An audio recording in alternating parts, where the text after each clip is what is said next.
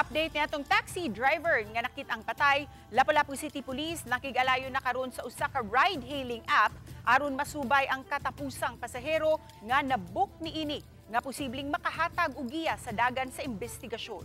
Si Luan Mirundina sa report.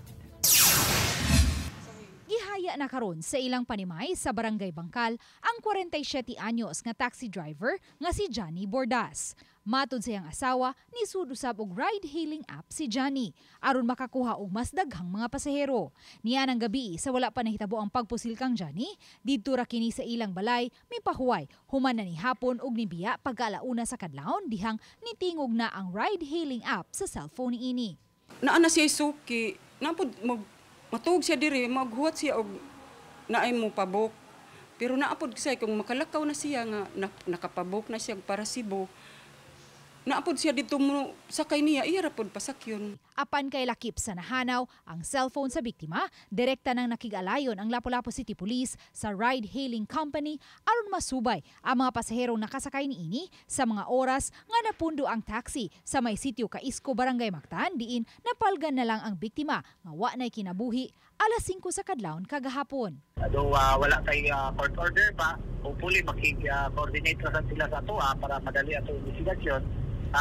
O natay makuha nga last nga mga conversation o last niya nga mga pasahero.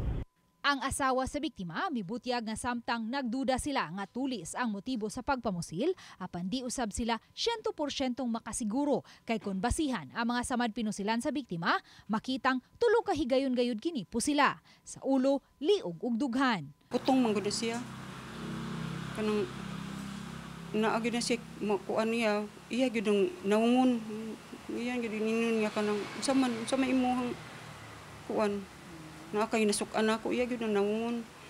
Pero wala mi kabalo gyud unsay kuan anak karon kay wa man siya na istorya namo. Pero gyud na ako ang kuan niya. Ikaw jud ka nagpaybaw unsay nahitabo nimo. Mauro gyud na ako. Ako bitaw di ko gusto bitaw mahila ka nang nadagang tao kay maulaw ko man. Yeah. Di man jud malikayan di ta kahila.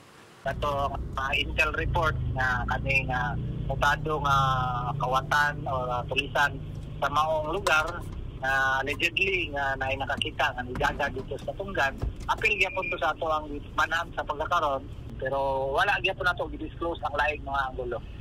Uban ni Marlon Malgazo, Luan Mirundina, Balitang Bisdak.